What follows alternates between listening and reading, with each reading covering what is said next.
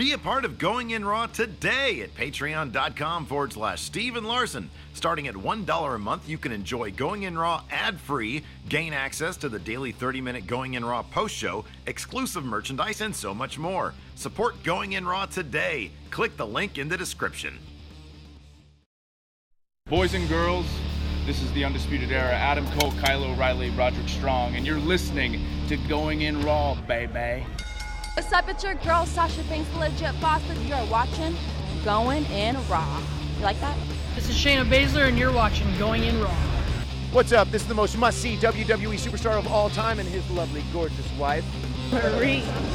and you are going in SmackDown Live. This is the glorious one, Bobby Roode, and you're watching Going In Raw.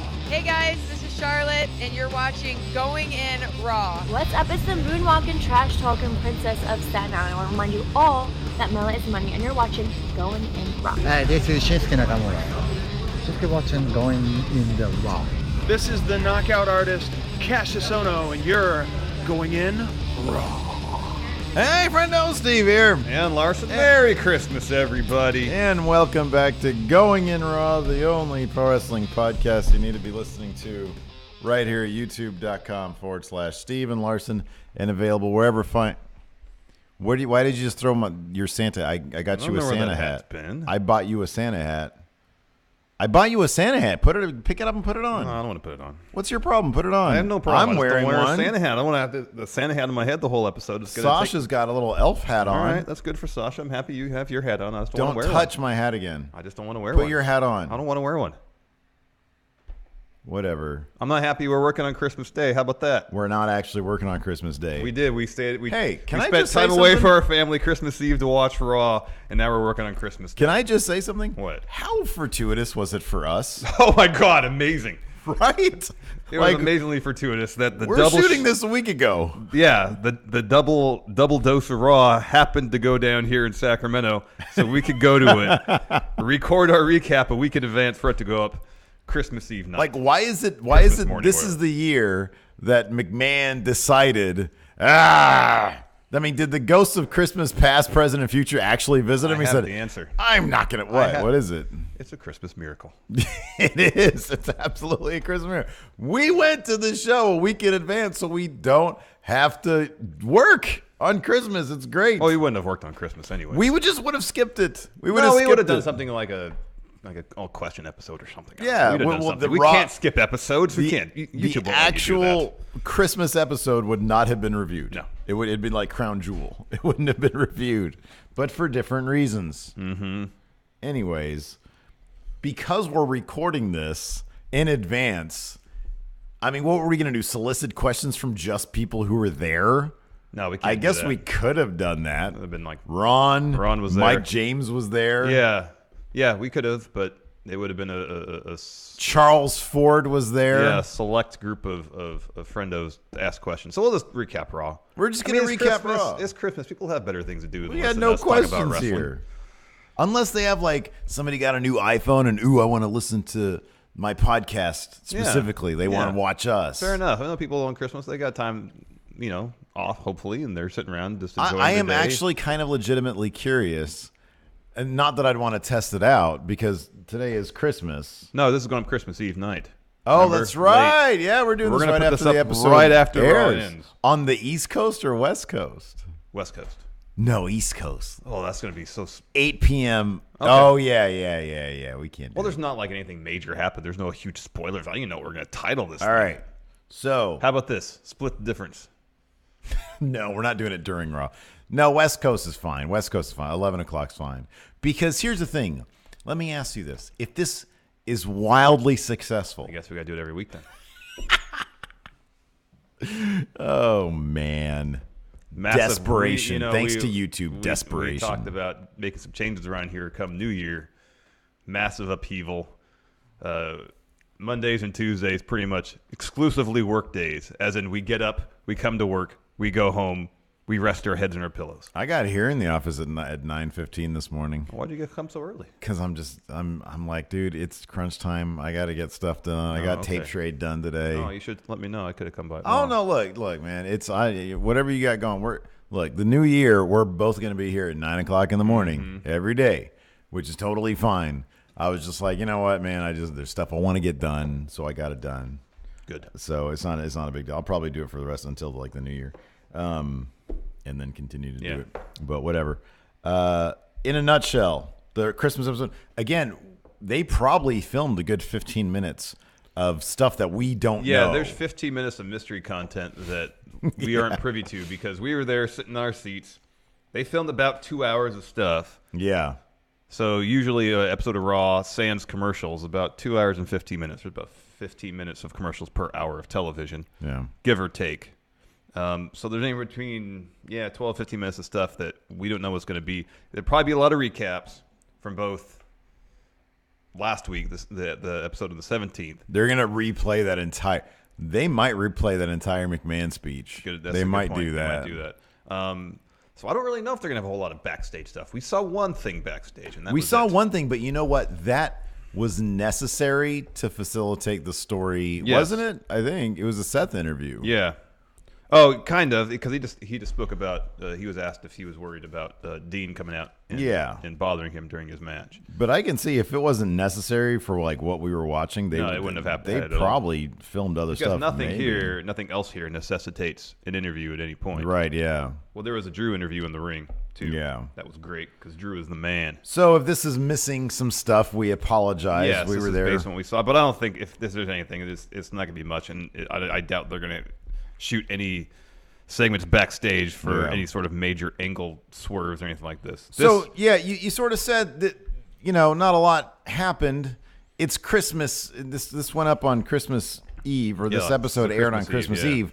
So there wasn't going to be any call-ups, shake-ups, debuts. The process is going to be a slower one. We'll probably see a lot more 2 weeks from now, and then leading into the Rumble. Yes, I'm looking forward to seeing what they've got in plan. I want to see if they're really gonna listen more to the fans and stay out of the way and let wrestlers wrestle and enough pee-pee caca stuff. Yeah, no more pee-pee. No more pee-pee. But here's the thing: even though there wasn't any huge angles in this show, even though there wasn't really any story development. It's not to say it's not worth watching, because it is. It focused on wrestling, and every match on here had something good going on with it. Okay, so I thought, it did. My biggest takeaway from the night, as it pertains to the big shakeup, was Rude and Gable versus the Revival. Really good wrestling match. Really, really good wrestling match. Triple threat, Drew versus Dolph versus Finn. Really good. Really good match. The Rousey-Natalia match. Oh, excellent. I thought that was really good. That was excellent. Really good, yeah. That was really good. In the main event, I'm interested to see how the Ronda one plays out on TV. Me too. People might call that messy. I thought it just looked like Ronda was trying to get in a lot of the judo stuff. Yeah. But I don't really know what that looks like necessarily. I thought it looked legit though. I mean, live anyways. Yeah. It looked like a kind of like a shoot wrestling match. Yeah. And even the street fight was gimmicky. Oh, I enjoyed the street fight. It was fun. Here, I like Elias, and the Leo Lashley thing is growing on me. Like at first I liked it, then I didn't like it, and now I think I like it again. Yeah. All in all, it had a very house show feel. It did, yeah. Because it was focused on wrestling and not angles so much. Yeah. And pretty much across the board, everybody delivered. Yeah, absolutely. The episode kicked off with an Elias promo. He ripped gave off a solo too. We got a solo, and then we got a song. A new Christmas classic penned by Elias himself. He said, "This is a new song, but I'm sure it's going to be a classic, sung every year on Christmas." Mm-hmm. And it's not surprisingly, he just talked a lot of trash about Elias. Well, I'm sorry about Lashley. He preceded that with saying that children are annoying. Well, yeah. In the song, and then eventually went to. He transitioned from that into talking about Leo Rush. Well, because he thinks Elias legit thinks that Leo is an actual child. Mm-hmm. And then all goes to the chorus, which was Bobby Lashley sucks. Right, yeah. Song interrupted by Lashley and Leo Rush. Make their way down the ring. Match begins. Mm-hmm. First high spot is when Elias throws a tree at Bobby Lashley ringside. That's pretty shocking. Yeah, he picks up a tree and chucks it at him. And then Lashley takes the bump, another tree bump, or tree shot from Elias. In the ring, Leo goes for final hour. Elias gets his knees up. And then shortly after that, Lashley grabs one of the presents wrapped up. And inside is a bunch of Legos. Pours them all on the floor. Now, I was excited for that, man. if you've ever stepped on Legos, I'd rather step on a thumbtack, honestly. I'm wondering if that's where he gets that kids are annoying because they can leave their Legos out. And you step on it, and it sucks. Here's the thing, man. It's not just Legos. That little runt of mine, Alabama, she will leave the most random stuff out, and I'll step on it, and it's horrifying. It is absolutely terrible. Like the density of this plastic these days is off the charts. I know. Legos are terrifying also. They are very rigid, very sharp. And so when they dumped that out, I was like... Not forgiving in the least. What did they dump out? Oh, during the was it the Cruiserweight, the Tornado match when they dumped out the little mini piñatas. Yeah, which you made the note. You're like that's not threatening, which I thought was hilarious. But as was established last week, Steve, I am mirthless. Yeah, that's true. So I'm kind of surprised they didn't have like gingerbread men, little cookies or something. Yeah. They went Legos. I was actually impressed by that. So yeah, there's top ropes or a spot on the middle or top ropes where Lashley and Elias are kind of jockeying for position. In the end, Lashley takes the bump off the middle rope onto the Legos, sells it for all it's worth. He's got a couple Legos stuck in his back. Yeah. Ow. Yeah, it looked great. Ow. It was awesome. After that, this was basically you mentioned this during the live show. It was basically a squash match. It was an Elias Lashley squash match because then Elias got a fire extinguisher out of nowhere, which really has nothing to do with Christmas, and he just destroyed Lashley with the chemical from the fire extinguisher.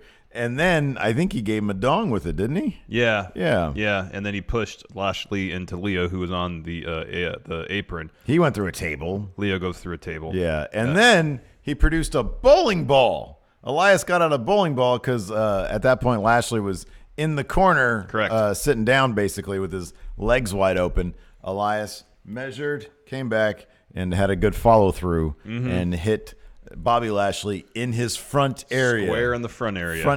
Square in the front area. Euphemism for the D. Oh, yeah. Then Elias finds like a mini cello and then proceeds to destroy it over Lashley's back. Bobby Lashley took not one, but two shots to the back with musical instruments on this night. Yeah. First a guitar in the first episode of Raw. Yeah, that guitar like disintegrated. This cello did not. No, it just broke at the handle. It just broke at the handle. That looked like it legit hurt. Yeah, that looked really horrible. hurt. That was a sturdy cello. I'm sure the guitar one did. They too. didn't gimmick that at all. Yeah. So Elias hits Lashley with the cello, picks up the win. Afterwards, he's walking around ringside, making his way towards the ramp, and dumps a whole punch bowl full of eggnog on Leo Rush. That actually made that probably gave you some heat with Elias. It was man. He had heel heat with me on that. You love eggnog, and that was wasted. I love me some eggnog, man. It's too viscous. It's too thick. See, I don't care about texture as long as it got the taste. Do you put rum in it? No, man. I don't know. I need it pure rum. What am I? No, man. Kicking it up a notch. I like my life. I don't need to take the edge off. I like to keep the edge right there. Yeah, where's that? Keeps me sharp. Oh, no. You like the edge be gone? Yeah. Yeah. I like no edge. Because if I lose the edge, then maybe I'll get some mirth. Yeah. Well, with edge, I'm mirthless. Dude, you definitely need to take the edge off then. Yeah. See, I'm mirthful. No. Always, 24/7. No. Little house of titles there fell apart. Next, we had a tag title match. Rude and Gable taking on the challengers. The Revival, of course. The Revival won a number one contender match previous week on Raw. Did you point out, was that new gear the Revival was wearing? Yeah, they changed gear. Pretty much everybody changed gear from the first taping to the second. Except Sasha. Sasha had the same gear.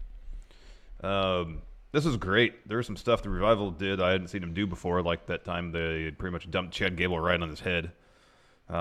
Yeah, it was like was that a German suplex and uppercut combo? Yeah. So like Dawson, I think, delivered the suplex while Wilder did like an uppercut. Did like an uppercut. And it was high angle.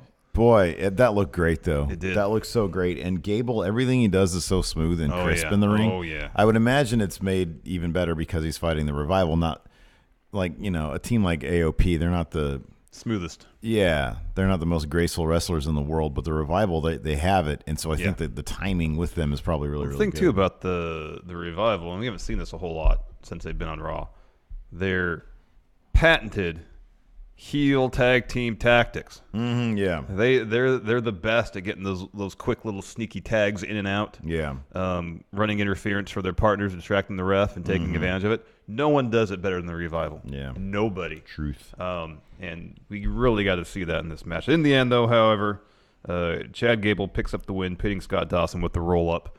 Great match. Now, great showcase for the Revival. There was some controversy at the end because, if I'm not mistaken, they were both claiming that Dawson wasn't the legal man.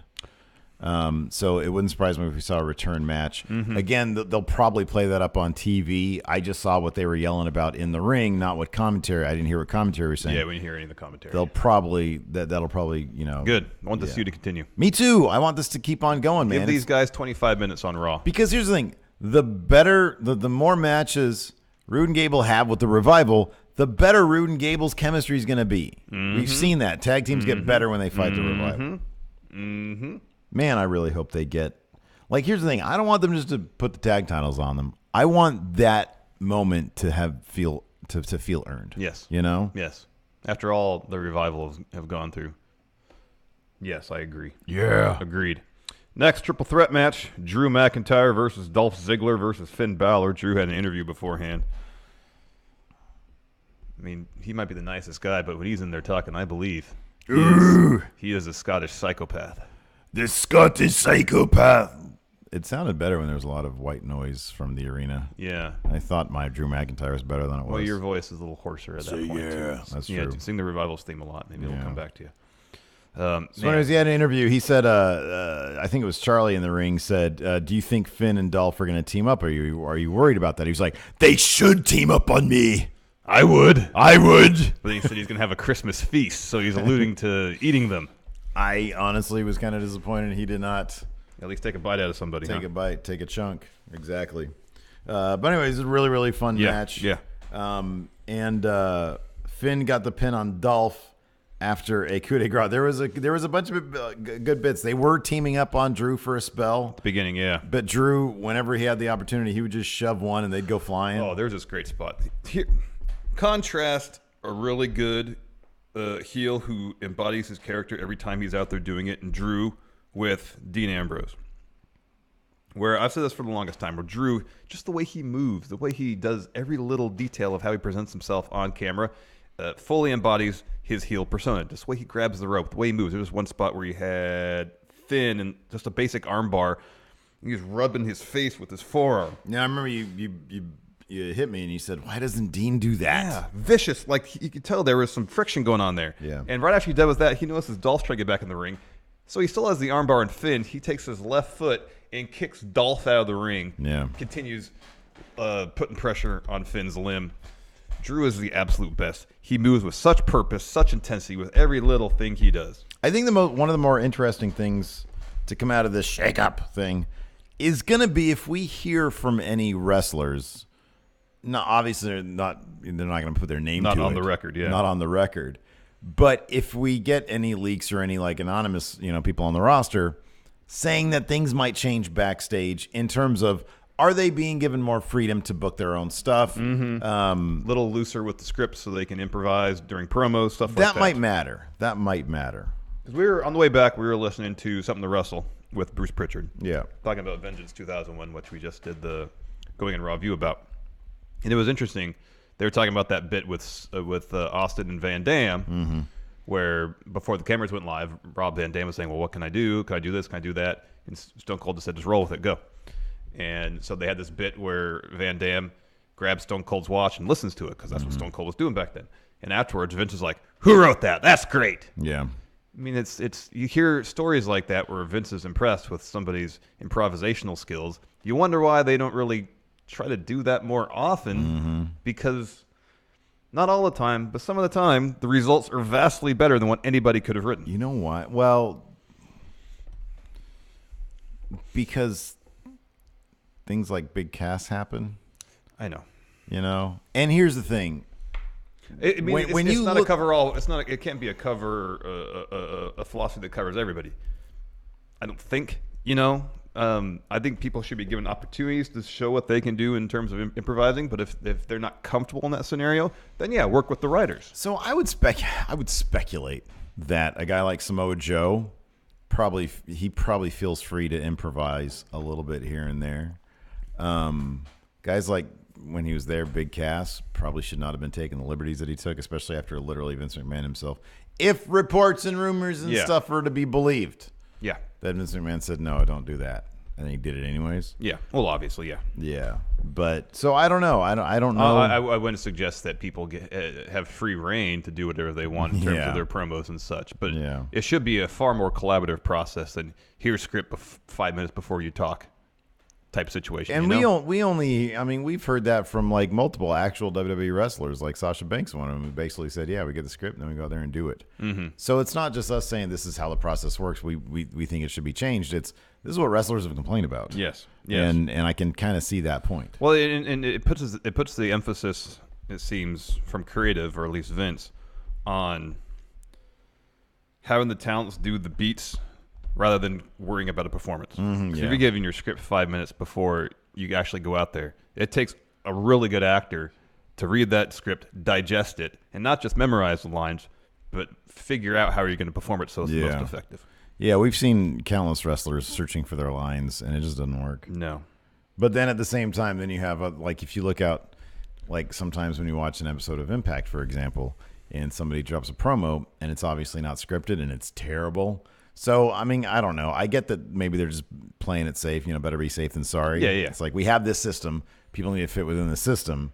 So, I don't know. There's a middle ground. I would think that there's a middle ground. That I think would be probably the most effective. Yeah. Anyways, Finn, you mentioned, picked up the win, pitting Dolph after a coup de grace. Afterwards, Drew starts laying into Dolph. Dolph hits him with a zigzag. Drew was like, "You're always my problem. You So make me feel bad," or something. On the New Year's Eve edition of Raw, we'll have their blow off. Yeah, that'd be nice. That'd be good. And then come January 7th, we'll really get the fresh start happening. Are they going to pre-tape next next week? They're going to pre-tape. I think it's New on Year's Eve. the 28th and 29th, or 29th and 30th. So it's next weekend they're taping the New Year's Eve Raw and the New Year's Day SmackDown. So I think the 26th is the house show at MSG. So it's either 27th, 28th, or 28th, 29th. Oh, okay. Cool. After that, we had a six-man tag match. I'm sorry, a six-woman tag match. Mickey James, Alicia Fox, and Dana Brooke took on Sasha Banks, Ember Moon, and Bayley. So you went to go get some popcorn. On the lookout for popcorn. You missed Ember Moon delivered an eclipse to Alicia Fox, and Alicia Fox's sell was fantastic. Oh, man, really? What'd she do? It was so good. She kind of did... So she hits it, she bounces up, and kind of does like a corkscrew. That sounds cool. And she left her legs kind of fluid, so they kind of flew through the air a little bit. It was great. It was a great sell. That's awesome. It was fantastic. This was a fun match. Impressive showing. It was quick. It wasn't gone that long. No, you weren't. Mickey James was in this match as well as the gauntlet match. And again, she just had a really strong showing. New gear on the second episode of Raw. Bayley was really selling leg injury in the first episode, and so she comes out totally fine. Yeah. Well, remember we hit the fast forward. Yes, machine. I know. We time traveled a week. I understand. Yeah. Anyways, Bayley picks up the win, pinning Mickey James after a Bayley to belly. As soon as the bell rings, Riot Squad's in the ring, attacking the faces. What's the thing that happens? Well, sometimes if you hit, is it Charlie horse? You hit your knee and it like just starts tingling. Well, usually a Charlie horse is in your thigh. You hit your thigh and it knots up. All right. No, okay. No, what's the thing? Like you get hit on the knee and then like it'll start tingling down the knee or down the leg. Oh, I don't know. I forget. I don't know what that is. Maybe she just had that. Anyways. Could be. She went backstage and put some ice on it. All good. So yeah, I show up with my popcorn. It was like way too salty. Riot Squad attacks after the bell. Did you already mention that? Yeah. All right, cool. They're all wearing new stuff too. Mm-hmm. After that, we had a Paul Heyman promo. What a surprise. So I mean, I say it legitimately. That was really surprising. They flew Heyman all the way out to Sacramento just to deliver a promo. I know. We really should have surprising. reached him out to him on Twitter and said, "We'll give you $50 to show up at the Going In Raw office, and we can interview you. Yeah, pick your brain. Yeah, we'll treat you to lunch. Yeah. This was great. So I don't know what the television broadcast is going to show, but when he started, so the gimmick was he was to sing Silent Night, but with his own Paul Heyman lyrics regarding the Royal Rumble match with Braun Strowman and Brock Lesnar. As he started to sing into the microphone was not activated. Something was wrong with it. And so he starts to sing it, and then he realizes what's going on, and he starts doing this to see if there's sound. And then he says, finally he gets sound to the microphone. He says, "It's obvious the sound man is from Sacramento." Ooh. I think I have that line in the travel vlog too. I don't know when I'm putting that up, but I think that's in there. Probably after this episode because I don't want any spoilers. So yeah, that was fun. That was neat. That was good. And then he sang, and then he reset because he's a professional and he knows they have to do take 2. He reset, and that's probably what you're going to see. But there was a botch beforehand. He reset and he did Silent Night, and then he gave a Paul Heyman promo. These are if you ever get a chance to see a Paul Heyman promo live, they're fantastic. Even when he goes into sort of even Paul Heyman autopilot mode, if you see it live, you won't know that it's autopilot because it's fantastic. It's still captivating. Yeah. He's talking about how Brock's going to win. Braun comes out, interrupts him. He says some stuff about when Braun was a little monster, he wanted Santa to bring him a replica title. And now that he's a grown-up monster, he wants the real deal. But Brock's not going to do, I don't know what it was. No, probably not. Anyways, Braun's music hit. He walks down, no sling. He has his elbow wrapped. He gets in Heyman's face, puts a red little ball Rudolph nose on him. And some antlers. And then... Look, it's Paul Heyman, the red-nosed... Advocate, yeah. Says, you tell your client that the Royal Rumble is going to get these hands. I'm going to be healed up. You're going to get these hands. So and that was it. That was pretty much it. Braun. After that, we had... this was great. I was surprised this wasn't the main event. Me too. It was really good, though. Yeah, it was good. Natalya versus Ronda Rousey. So they've established, obviously, that Natalya and Ronda Rousey are friends, training partners. And so the whole vibe of this walking in was, we're friends, so this will be a friendly battle for the title. Yeah. And that's how it started out. It started out with jockeying for position, mat wrestling. This is really the first match I can think of where Ronda had to wrestle predominantly on the mat, and she did great. Yeah, she did. Which shouldn't be surprising given her experience. Yeah. A lot of awesome judo throws, and you just knew at a certain point things were going to start getting a little chippy. And it did when Natalya evaded a move from Ronda. Ronda ends up eating the ring post. And from there, it got a little more strike heavy. Yeah. I would love to think. I think this could be an important lesson for Ronda in terms of her character, not the performer, the character. You can't be friends. Yeah, because there's one moment where Natalya's on the mat. Ronda grabs her arm. Is about to go for the arm bar, and she's hesitant because she doesn't want to hurt her friend. Natalya takes advantage, goes for a roll-up or something. Ronda kicks out. It all eventually leads to Ronda being in the sharpshooter. She tries to get the ropes. Natalya pulls her back to the middle. She tries to get the rope again. Natalya pulls her back to the middle. But as she's pulling her back to the middle, Ronda kind of ducks under Natalya and transitions immediately into an arm bar. Yeah. Natalya taps. Yeah. Ronda immediately goes down. No, as soon as it's like even before the bell rings, once she sees Natty tapping, soon as the she first tap happens, she she lets go. So she carried it all the way through, and then immediately, started apologizing profusely and checking on her condition and stuff. Right, and the lesson is there. It's you can't be friends in the ring. Like you can't do that. And I would be really interested for them to explore that idea because they don't very often. It's usually everything's good. I think it's ground that could be covered in an interesting way. I doubt they will, but I think it's ground that could be covered in an interesting way. And I thought this match was very effective in telling the story, even if it's just for one match. I thought it was good. Yeah. Because Ronda's going to get to the point where she's got 3 friends coming in between 6 months and a year from now, whenever it's going to be. Yeah. She has 3 friends coming in. that are all bad guys in their universe. Mm-hmm. Granted, when you show up on Raw, everything changes. Everything could be completely different, yes. But how is that all going to go down? I think there's some interesting character ground they could tread with Ronda. Yes. Given that, and especially if they play up her smile, which is always so happy to be here. Mm-hmm. You know, they play that up so much, and she does such a good job doing it. You know, at a certain point, it's like you have to, like, Shayna Baszler is like such a contrast to her best friend Ronda Rousey. She is there to dominate. She's not there to make friends at all. Yeah. So yeah, it's going to be interesting how they approach it. When they get to Shayna and Ronda, that's going to be really interesting. Oh, I know, because they are diametrically opposed in their philosophies. I know. Next, a match between Heath Slater and Jinder Mahal. This was pretty short. This is Heath's first match since not being a ref anymore, apparently. Pretty early on, Santa appears in the crowd, throwing out merch. Yeah. I was sad he wasn't near us. I know. I wanted some merch. Makes his way ringside right as Jinder is laying it to Heath. Sort of made me laugh, too, because the guy behind us said, because obviously, you know, when you think it was Santa, Heath Slater, you know who it's going to be. And the guy behind us said, I bet that's Kurt Angle. Oh, I know. I'm like in a fat suit? Because it was a big stocky dude. Yeah. And there's one big stocky dude that... And it's like, it's Rhino. That's what I said to you. I was like, that's totally Rhino. Fairly obvious. It's Rhino. Yeah.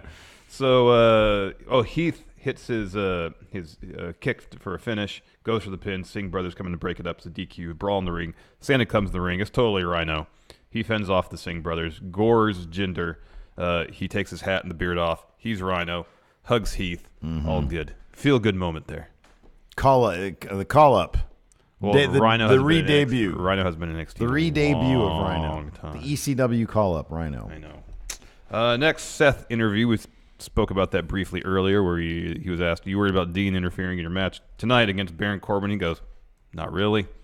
I got to take care of Baron, then I'll deal with Dean." Yeah. Main event: Seth versus Baron. What'd I say to you during this match? Even Baron operates with more purpose in the ring than Dean Ambrose. Yeah, I know he does. Baron is one. It's so funny, dude, that the match before TLC was a stellar match, and it was between Seth and Baron. Mm-hmm. And then they have that stinker TLC match, and they go back to Seth and Baron, and it's fun.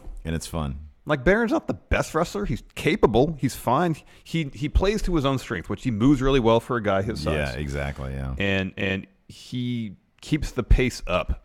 When he slows down, it gets a little plodding. But so long as he's in the ring with someone like Seth, who would, I would assume, prefer to work a really fast pace, he can hang with those guys. He can keep up with them, and generally the matches are fun to watch. Yeah, and I don't know if it's partially they think since Dean. Because Dean used to be almost like hyperactive as a face, just running all over the place. He never did rest holds or submission holds as a face.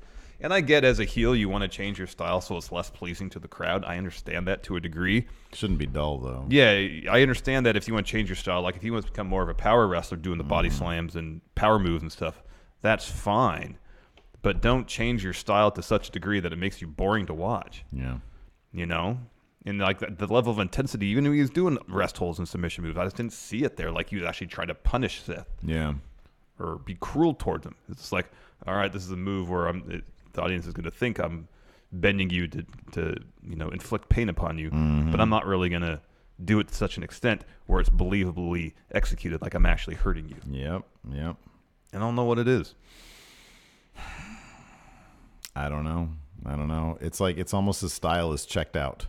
You know, but I don't believe as a performer he is checked out. I don't. I mean, the material in his promos is fairly aimless. But that's just the material he's been given to work with. Well, it seems like too that's translating in his ring work. Yeah, it's just a little bit of everything. But his promo work, I think he's giving his promo work a lot, and like he can be a captivating guy. But it's the Bray Wyatt thing. They give him it's just, talk in circles. Dean seems like the kind of guy that I'm not sure they write a script for. Mm-hmm. If anything, it's like they might collaborate with him. Mm-hmm. Or he just takes whatever they give him and then he does what he does. Yeah. It's kind of like, you remember the Remember the artist Simon Bisley? Mm-hmm. The guy who used to do Lobo Yeah. back in the day? It's Yeah. a comic book reference. Apparently, he used to take scripts. I forget where I read this. I read this somewhere. Maybe it was even an interview with him. He used to take scripts, and then like the publisher, the writer would get back artwork that like kind of resembled what they wanted. Like he just wanted to draw cool stuff, and if he found cool stuff in the script to draw, he'd draw it. Yeah, and they'd get the letter to figure it out. Yeah. I wonder if that's the case with Dean. It's like, here's the script, and then he just figures out how he wants to go about it. Yeah. Because he does. He seems like the kind of guy who he can take a basic point and be effective with it. I just don't think any of the basic points they're giving him mean anything. I know. Maybe if he had a better sense of who and what his character is, that could translate. Why? Just why is he doing what he's doing? Yeah, I know. Why is he doing it? Yeah. That's what I want to know. Because we've heard why. This is retribution for past misdeeds. Seth is a fraud. He's a scumbag. What else has he said? There's something else too. There was one other thing. I don't know what it was. I forget. Well, and somehow the vaccination stuff played into that too. Yeah, I still don't get that either. He called Sacramento dirty too, which admittedly. But there's something else, anyways. Yeah. There's it's like floating rationale for why he's doing what he's doing. Just give us concrete reason, real motivation, and then maybe everything else will follow because of that. Yeah. In any event, Seth Rollins picked up the win with a stomp. And yeah, like you said, it was a fun match. These guys have good chemistry with each other.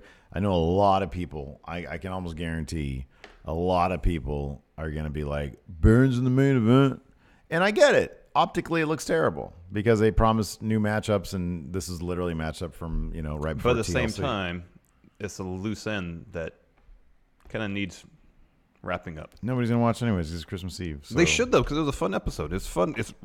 They focus on wrestling. What is there, 5 matches, 6 matches? Well, I mean, it's a matter of, do you really want to be, like, hanging out with your family? 7 I matches. do. I like my family. I do, too. But, I'm not saying you have to watch it Christmas Eve, DVR it, watch a couple days later. Plenty of people are probably, I mean, I don't know. I'll actually put it this way. A lot of people out there, man. Anecdotally, a lot of people. Freaking our friend Pulse tweeted out the other day, I'm stepping away from WWE for a bit. I'm not going to quit it, but he's burnt out. Oh, I get that. I was talking to Mikey Omega. Burnt out. I think there is a wave of people who are simply burnt out. Right now might be a good time because they're not doing anything of significance. That's true. Right now is a great time. Just stop. Take a couple weeks off. Just take a couple weeks off. Just stop. Just get yourself off it. And then once we head into Rumble season. Oh, one thing we forgot to mention during Drew's. He mentioned he's in the Rumble. That's right. Yeah. First person to officially declare for the Rumble. Yeah, he says when I win the Royal Rumble, Yep. I'll main event WrestleMania. Yeah.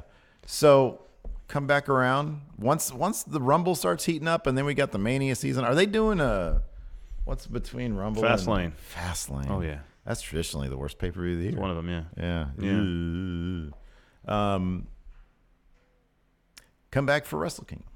Yeah, we'll be here for Wrestle Kingdom. Yeah, we'll be for Wrestle Kingdom. I mean, really, the only thing that's kind of causing a little bit of burnout in my mind is just those 2 episodes of NXT UK. It's a lot. It's too much. It's a lot. You wouldn't think an extra hour or 2 would push one over the edge, but it really does. Yeah. Especially looking at our schedule over there, and it's a There's mess. no way to get out of watching those this week, huh? Well, we just not do it. 26. Or we can do what we were supposed to do last week. Does each of us watch one? Yeah, no, I always ruin that though. Well, we only tried it once. Yeah, probably ruin it again. I don't know. We'll figure it out. It's probably going to be 2 until when's that takeover? The 12th. The 12th. Yeah. All right. It's only 3 more weeks, I guess. 2 or 2.5. 3 more weeks. Number 1.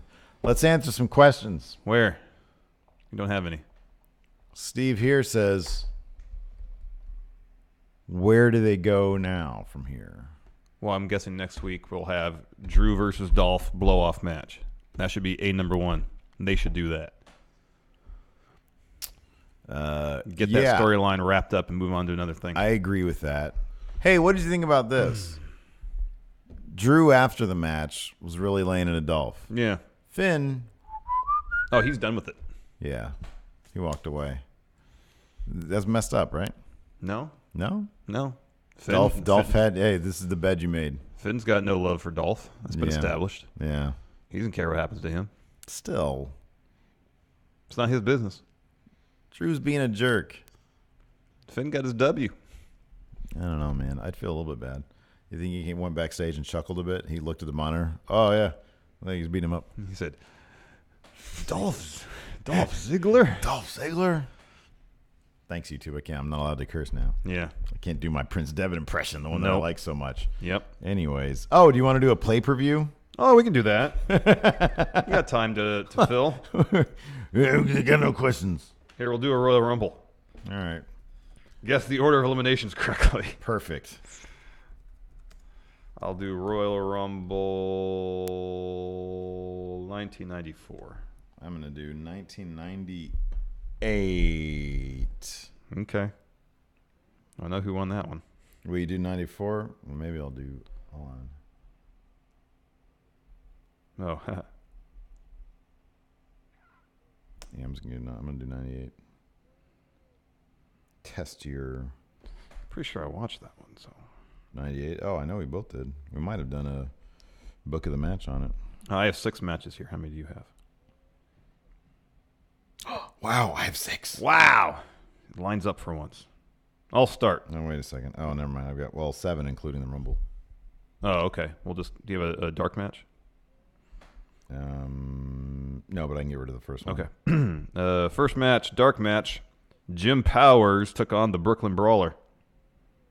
Jim Powers? Nope. Oh, what? It's dark match, man. Oh, that's irritating. You thought that was a gimme. Think again. I have to do all mine, right? No, you skipped the first one. I skipped the first one, okay.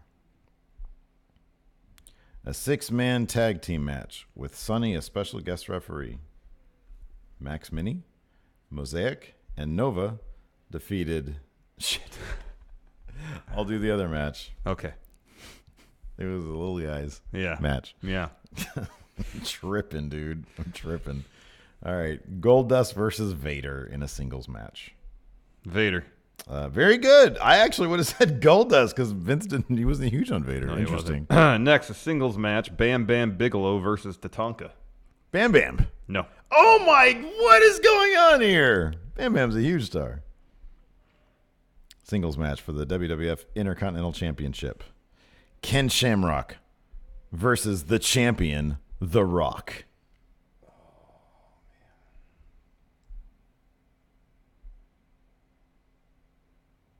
I remember what was they had another match that had a wonky finish. I can't remember if it was there or Mania.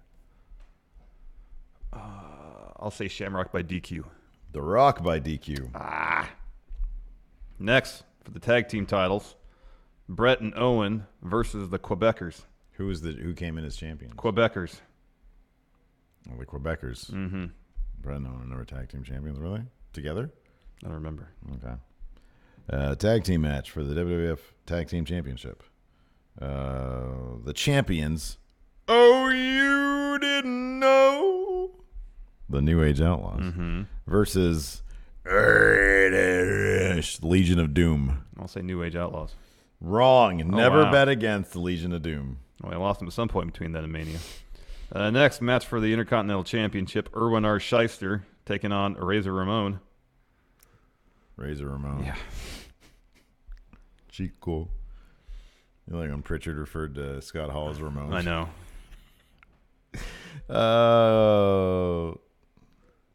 Then they did the Rumble. So I did have 6 matches. Oh, okay. Whoops.